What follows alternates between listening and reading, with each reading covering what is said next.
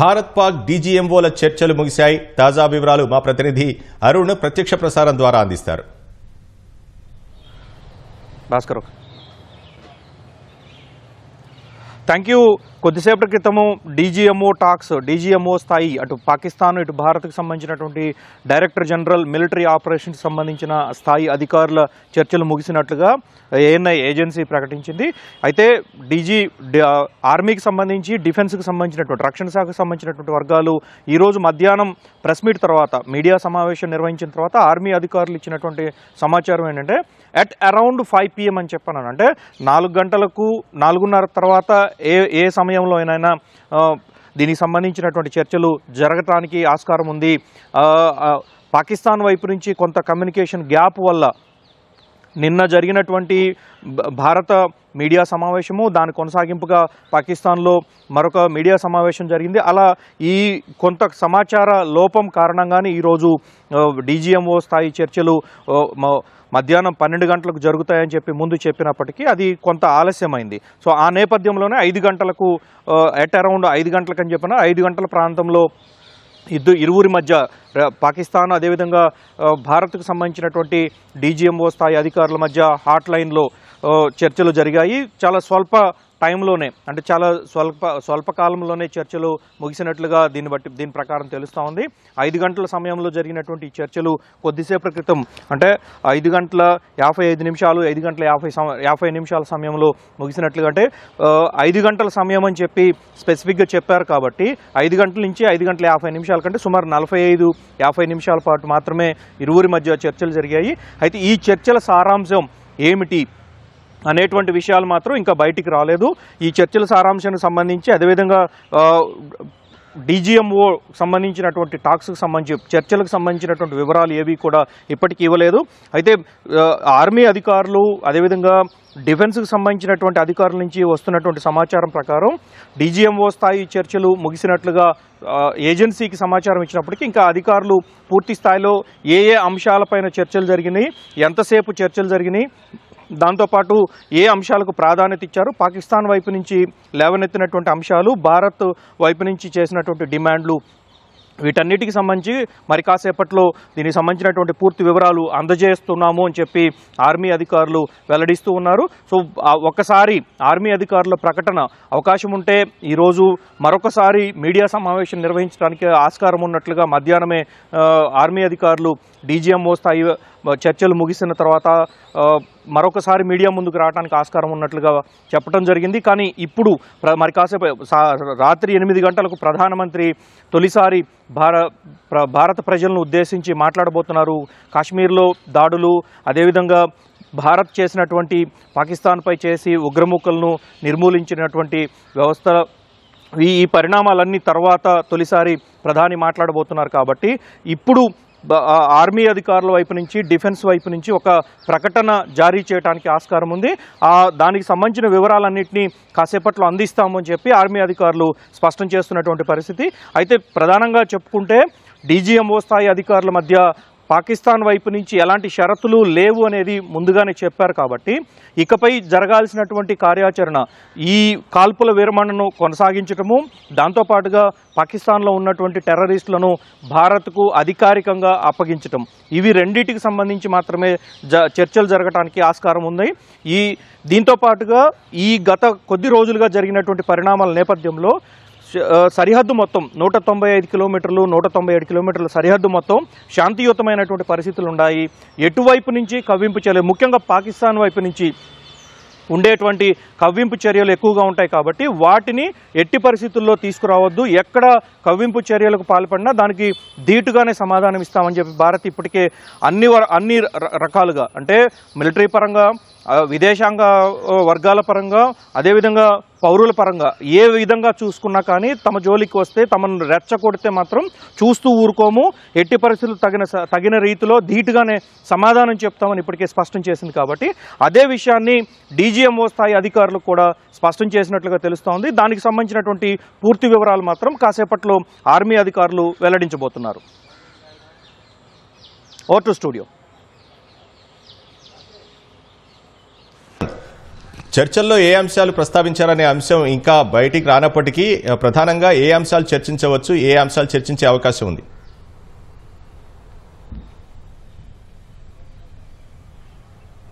అంటే ప్రధానంగా ఇక్కడ 7వ తేదీన భారత్కు సంబంధించినటువంటి ఎయిర్ ఫోర్స్కు సంబంధించినటువంటి కొన్ని విమానాల ద్వారా మరికొన్ని ఆయుధాల ద్వారా పాకిస్తాన్లో ఉన్నటువంటి 9 అవుట్ పోస్టులు 9 టెర్రరిస్టులకు సంబంధించినటువంటి అవుట్ పోస్టులను ధ్వంసం చేసినట్లుగా ఈ నెల 7వ తేదీనే పాకిస్తాన్ డీజీఎంఓకు భారత డీజీఎంఓ హాట్ లైన్లో ఇచ్చినటువంటి సమాచారము.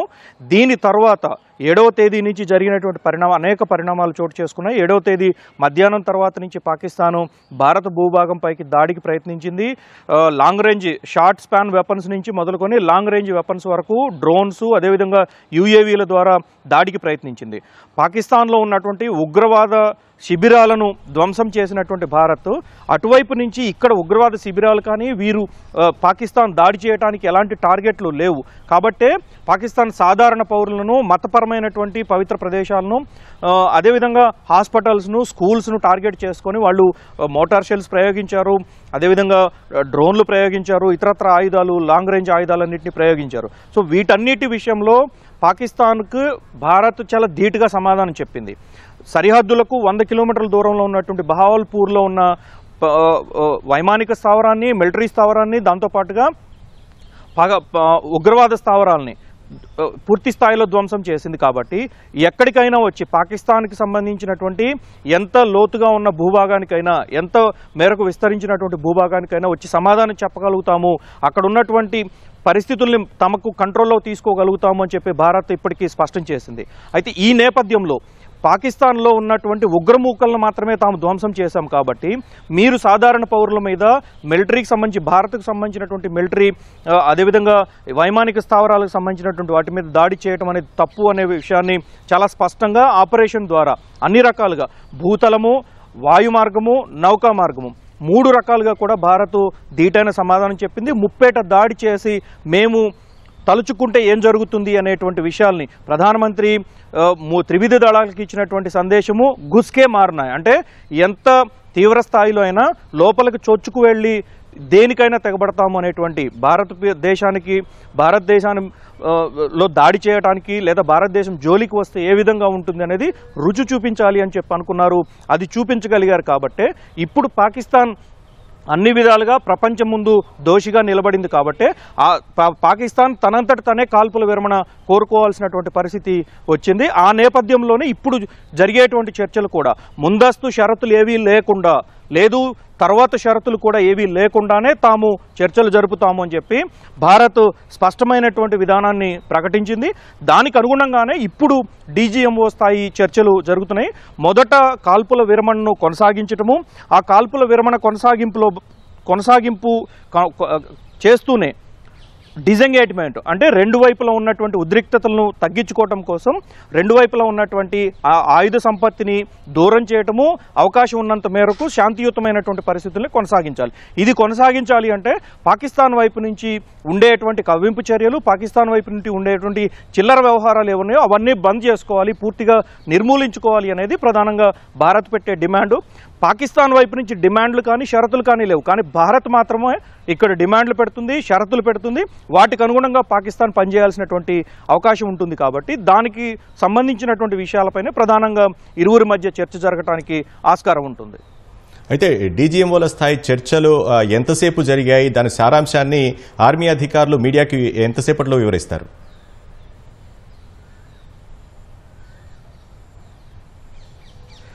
డీజీఎంఓ స్థాయి అధికారులు ఇప్పుడు మనకు ఉన్నటువంటి సమాచారం ప్రకారం అయితే అరౌండ్ 5 o'clock అంటే 5 గంటల సమయంలో చర్చలు ప్రారంభం అయినట్లుగానే ఆర్మీ వర్గాలు, డిఫెన్స్ వర్గాలు వెల్లడించాయి. సో ఆ నేపథ్యంలో 5 గంటల నుంచి 5:50 తిరిగి చర్చలు ముగిసినట్లుగా మనకి అప్డేట్ వచ్చింది. కాబట్టి దాని ప్రకారం చూసుకుంటే కేవలం 45-50 నిమిషాల పాటు మాత్రమే, చాలా స్వల్పకాలి అంటే ఉన్నటువంటి పరిస్థితులు, ఇరువైపులా ఉన్నటువంటి ఉద్రిక్త వాతావరణము, పాకిస్తాన్ పడుతున్నటువంటి ఇబ్బందులు, వీటన్నిటి దృష్ట్యా చూస్తే చాలా స్వల్పకాలమైనటువంటి, చాలా తక్కువ సమయంలోనే చర్చలు ముగిశాయి. ఈ చర్చలకు సంబంధించి ప్రధానంగా ఇప్పటికే భారత్ చాలా స్పష్టమైనటువంటి తన విధానాన్ని ఇప్పటికి చెప్పింది. షరతులు ఏమీ లేకుండానే చర్చలు జరుగుతాయి. 2 పాకిస్తాన్లో ఉన్నటువంటి పాకిస్తాన్ వైపు నుంచి ఎలాంటి కవ్వింపు చర్యలు, కాల్పుల విరమణకు సంబంధించినటువంటి వ్యవహారాలు ఏవి, కాల్పుల విరమణ ఉల్లంఘనకు సంబంధించిన వ్యవహారాలు ఏవి చోటు చేసుకోకూడదు. 3, పాకిస్తాన్లో ఉన్నటువంటి ఉగ్రవాదులను, ప్రధానంగా పుల్వామా దాడికి అదేవిధంగా పహల్గాం దాడికి పాల్పడినటువంటి ఉగ్రవాదులు మా దగ్గరే ఉన్నారు అనేది ఆ దేశం నుంచే స్పష్టంగా ఆ దేశ విదేశాంగ మంత్రి ఇతరులు అంతా స్పష్టం చేశారు. కాబట్టి వారందరినీ భారత్కు అప్పగించాల్సిందే. సో ఇది ప్రధానమైనటువంటి డిమాండ్లుగా ఉండటానికి ఆస్కారం ఉంటుంది.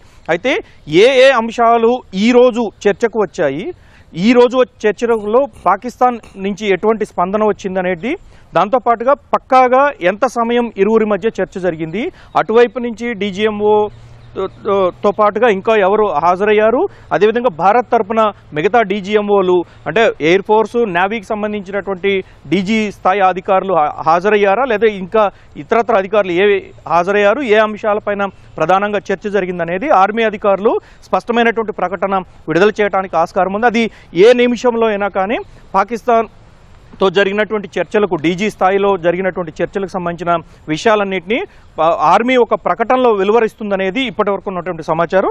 అది ఏ నిమిషంలో అయినా బయటికి రావడానికి అంటే విడుదల చేయడానికి అవకాశం కనిపిస్తూ ఉంది.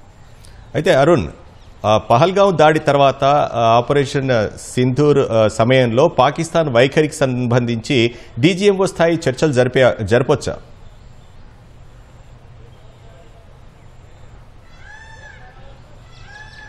పాకిస్తాన్కి పహల్గాం దాడి జరిగిన తర్వాత దాదాపు అంటే ఏప్రిల్ 22వ తేదీన పాకిస్తాన్ సంబంధించి పాకిస్తాన్ ప్రేరేపిత ముష్కర్లు భారతదేశంలోకి చొచ్చుబడి పహల్గాంలో 26 మంది సామాన్య ప్రజలను మట్టుబెట్టారు. సో ఈ నేపథ్యంలో ఆ ఘటన జరిగినటువంటి కొన్ని గంటల్లోనే భారత ప్రభుత్వం విదేశాంగ శాఖ ద్వారా పాకిస్తాన్కు స్పష్టమైనటువంటి సమాచారాన్ని, ఇది ఇక్కడ నుంచి TFIకి సంబంధించి TFRకు సంబంధించినటువంటి ఉగ్రవాదులు, వీరు జైషే మహమ్మద్ అదేవిధంగా లష్కరే తోయిబాకు సంబంధించి పాకిస్తాన్ ఇంటర్ సర్వీస్ ఏజెన్సీ ఉంది కాబట్టి, ISI ఉంది కాబట్టి వారికి సంబంధించినటువంటి ఇన్వాల్వ్మెంట్ అంతా ఉంది అనేది చాలా స్పష్టమైనటువంటి ఆధారాలన్నింటినీ పాకిస్తాన్కు అందించింది.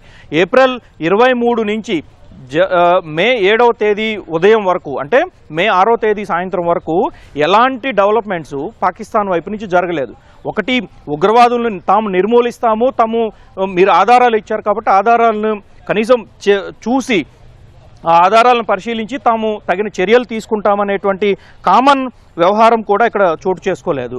దాంతోపాటు పాకిస్తాన్ వైపు ఇంకా పైగా తాము ఉగ్రవాదులను ప్రోత్సహించట్లేదు, మా దేశంలో ఉగ్రవాదులు ఎవరూ లేరు అన్నట్లుగానే పాకిస్తాన్ ప్రవర్తించింది. సో ఆ నేపథ్యంలో దాదాపు 10 రోజుల పాటు 12 రోజుల పాటు భారత్ పాకిస్తాన్కి ఎన్నిసార్లు అవకాశం ఇచ్చినా, ఎంత అవకాశం ఇచ్చినా ప్రపంచం ముందు పాకిస్తాన్లో వీళ్ళంతా ఉన్నారు, పాకిస్తానే ప్రేరేపిస్తోంది, పాకిస్తాన్ ప్రభుత్వమే వీరందరినీ పెంచి పోషిస్తోంది అనేటువంటి ఆధారాలు ఇచ్చినప్పటికీ, ప్రపంచం ముందు పెట్టినప్పటికీ పాకిస్తాన్ ఏ రకంగా ఉగ్రవాదులను నిర్మూలించడానికి, ఉగ్రస్థావరాలను తొలగించడానికి ఎలాంటి ప్రయత్నం చేయలేదు. కాబట్టి భారత్ తన తొలి ప్రయత్నంలోనే ప్రత్యేకంగా ఇంటెలిజెన్స్ను ఉపయోగించి, రాడార్స్ను ఉపయోగించి, ఎయిర్ డిఫెన్స్ వ్యవస్థ, శాటిలైట్స్ని, అన్ని రకాల సాంకేతిక పరిజ్ఞానాన్ని భారత్ ఈసారి ఉపయోగించిన తర్వాత శాటిలైట్ ఇమేజెస్ తీసుకొని పక్కా ఆధారాలతో జైషే మహమ్మద్ సంబంధించినటువంటి, అదేవిధంగా మౌలానా మసూద్ ఆజార్కు సంబంధించినటువంటి ప్రధాన కార్యాలయాలన్నింటినీ టార్గెట్ చేసింది. 9 టార్గెట్స్ను పరిసమాప్తం చేసింది, 9 టార్గెట్స్ను ధ్వంసం చేసింది. కేవలం అరగంటలోనే మొత్తం టార్గెట్స్ అన్నీ కూడా నేలమట్టం చేసి వాటిని పూర్తి స్థాయిలో నిర్మూలించింది. సో దీనికి సంబంధించినటువంటి వ్యవహారం పైన చర్చ జరగటానికి ఆస్కారం ఉంటుంది. మరోవైపు పాకిస్తాన్లో ఉన్నటువంటి ఉగ్ర స్థావరాలను ధ్వంసం చేస్తే పాకిస్తాన్ మాత్రం మిలిటరీ యాక్షన్ వైపు మొగ్గు చూపింది. దానికి కూడా భారత్ ధీటైనటువంటి సమాధానం చెప్పింది. కాబట్టి సో ప్రధానమైనటువంటి ఒకటి, ఇరు దేశాల మధ్య శాంతియుత పరిస్థితులు కొనసాగాలంటే పాకిస్తాన్ వైపు నుంచి ఎలాంటి కవ్వింపు చర్యలు ఉండకూడదు, పాకిస్తాన్ వైపు నుండి ఎలాంటి ఘటన కానీ కాల్పులకు సంబంధించినటువంటి శబ్దాలు కానీ కనీసం భారత్ వైపు చూడటానికి వీలు లేదు అనేటువంటి ఒకటి ప్రధానమైనటువంటి డిమాండ్ ఉండబోతుంది. 2, పాకిస్తాన్లో ఉన్నటువంటి వివిధ సందర్భాల్లో దాడి చేసినటువంటి ముంబైలో దాడి కానీ, ఆ తర్వాత జరిగినటువంటి దాడి కానీ, పుల్వామా కానీ, వివిధ సందర్భాల్లో ఉరి వైమానిక స్థావరంపై జరిగినటువంటి దాడి కానీ, పాకిస్తాన్లో ఉండి సరిహద్దుల్లో ఉండి జమ్మూ భారత్లో ఉన్నటువంటి జమ్మూ వైమానిక స్థావరంపై జరిపినటువంటి దాడి కానీ వీటన్నిటికీ కారణం జైషే మహమ్మద్ ఇట్లాంటి సంస్థలన్నీ అక్కడే ఉన్నాయి. పాకిస్తాన్ నుంచే వీటన్ని ఆపరేషన్స్ అన్నీ నడుస్తూ ఉన్నాయి. పాకిస్తాను ఒక రకంగా చెప్పాలంటే అధికారికంగానే వారందరికీ సెక్యూరిటీ కల్పిస్తూ ఉంది. రీసెంట్గా జరిగినటువంటి అనేక డెవలప్మెంట్స్లో అనేక వీడియోలు వచ్చినప్పుడు పాకిస్తాన్ వీరందరినీ పెంచి పోషిస్తుంది అనడానికి స్పష్టమైనటువంటి ఆధారం. వీటన్నిటిని ప్రపంచం ముందు పెట్టిన తర్వాత భారత్కు మరొక ఆప్షన్ లేదు. ఎట్టి పరిస్థితుల్లో భారత్ వైపు చూసిన వారిని, భారత్లో నష్టం కలిగించిన వారిని, భారత సౌభ్రాతత్వానికి సార్వభౌమత్వానికి నష్టం చేసేటువంటి ఉగ్రమూకలను తుదిముట్టించాల్సిందేనటువంటి ఒక సంకల్పంతో పూర్తి ఎక్సర్సైజ్ చేసిన తర్వాత ఎక్కడెక్కడ ఎవరున్నారనేటువంటి గూఢాచార సంస్థల నుంచి పూర్తి స్థాయిలో సమాచారం సేకరించి అన్నిటినీ టార్గెట్స్ అన్ని పక్కాగా ఫిక్స్ చేసుకున్న తర్వాత 7వ తేదీన 9 స్థావరాలను మట్టుబెట్టి అదే విషయాన్ని 7వ తేదీ ఉదయం పాకిస్తాన్ డీజీఎంఓకు భారత డీజీఎంఓ ఒక కీలకమైనటువంటి సమాచారం అందించారు. మీ దేశంలో ఉన్నటువంటి 9 ఉగ్రవాద స్థావరాలను మేము ధ్వంసం చేశాము, దీనిపైన మాట్లాడాలనుకుంటే తాము సిద్ధంగా ఉన్నట్లుగా ఒక సంకేతాన్ని పంపించారు. అప్పటి నుంచి 10వ తారీఖు ఉదయం వరకు పాకిస్తాన్ వైపు నుంచి ఎలాంటి స్పందన లేదు. కాబట్టి భారత్ అన్ని విధాలుగా ఒకవైపు ఉగ్రవాద స్థావరాలు, వైమానిక, మిలిటరీకి సంబంధించినటువంటి స్థావరాలన్నింటినీ ఎక్కడా పాకిస్తాన్లో ఉన్నటువంటి కామన్ ప్రజలకు, సాధారణ ప్రజలకు నష్టం చేకూరేటువంటి చర్యలు చేపట్టలేదు. కాబట్టి ఇప్పుడు పాకిస్తాన్ వైపు నుంచి ఎలాంటి డిమాండ్లు లేకుండా కేవలం అలాంటి డిమాండ్లు, షరతులు ఇవన్నీ కూడా పూర్తి స్థాయిలో భారత్ వైపు నుంచే ఉంటాయి. కాబట్టి అందుకు పూర్తి సమాధానంగానే ఈరోజు చర్చలు మొదలుపెట్టింది. ఆ చర్చలకు సంబంధించినటువంటి ప్రక్రియనే ముందుకు తీసుకెళ్తా ఉంది. కాకపోతే పాకిస్తాన్ వైపు నుంచి ఎలాంటి షరతులు ఉండవు అని చెప్పి మొన్న 10వ తేదీ రోజు చాలా స్పష్టంగా విదేశాంగ శాఖ కార్యదర్శి మిశ్రీ స్పష్టమైనటువంటి ప్రకటన చేశారు. దానికి అనుగుణంగానే ఇప్పుడు చర్చల ప్రక్రియ కూడా జరగడానికి ఆస్కారం ఉందనేది ఆర్మీ వర్గాల నుంచి వస్తున్నటువంటి సమాచారం.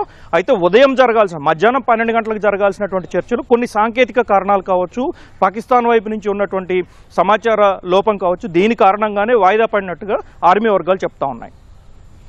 ధన్యవాదాలు అరుణ్.